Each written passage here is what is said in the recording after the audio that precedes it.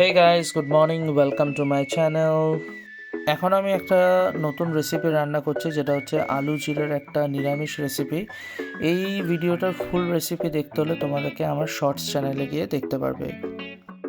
তারপর আমি একটু বাইরে বেরিয়েছিলাম, তখন রাস্তায় দেখি ছোট ছোট বাচ্চাগুলো রয়েছে।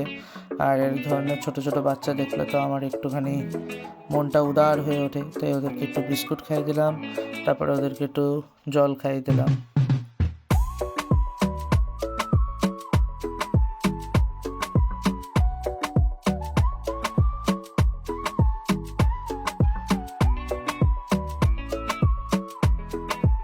আজকে দুপুরের মেনু ভাত, ইলিশ মাছের মাথা দিয়ে লাউ ঘন্ট, ওই আলু জিরা, আর হচ্ছে এখানে মাছের তেলের বড়া, ইলিশ মাছ আর ইলিশ মাছ ভাজা।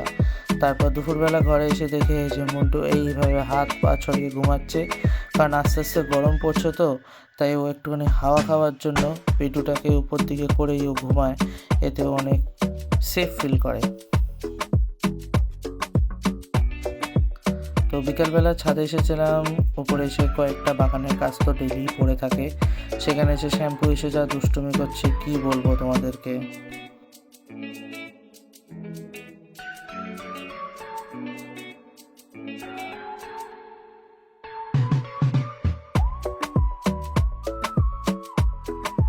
শ্যাম্পু আমার চিলি প্ল্যান্টের বিজনেসের 12টা বাজিয়ে দিচ্ছিল, 1.5খানা কাপ বাইরে ফেলে দিয়েছিল। আমার জানি না 2খানা কাপে কি হবে। আর হ্যাঁ,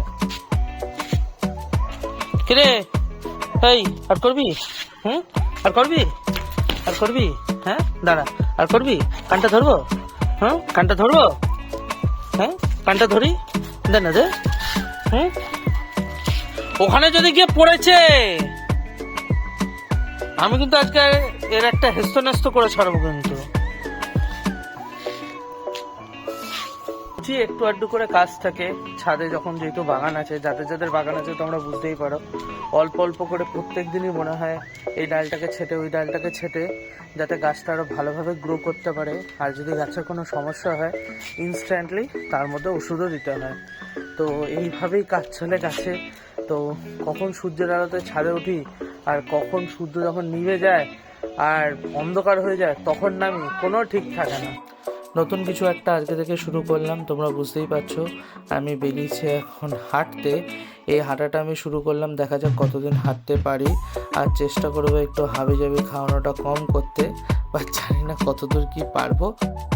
বাড়ি এসে গেছি, অনেকটা রিফ্রেশ লাগছে সত্যি। এখন থেকে কন্টিনিউ এটা করার চেষ্টা করব, মানে 30 থেকে 40 মিনিট মতো হাঁটা। আর 7:45 বাজে, কাজে বসে পড়েছি। তারা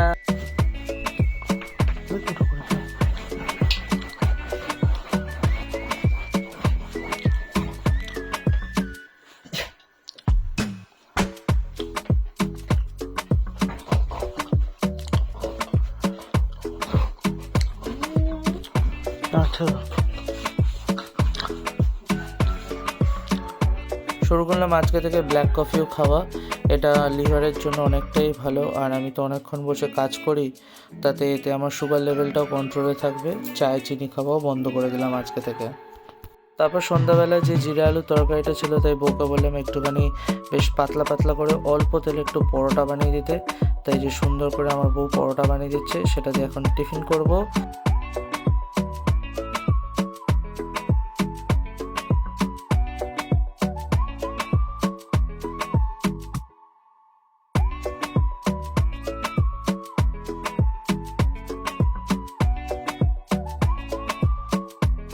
আলুর তরকারিটা বেশ হালকা ঝালঝাল হয়েছিল, আর পরোটাটার সাথে বেশ দারুণ যাচ্ছিল।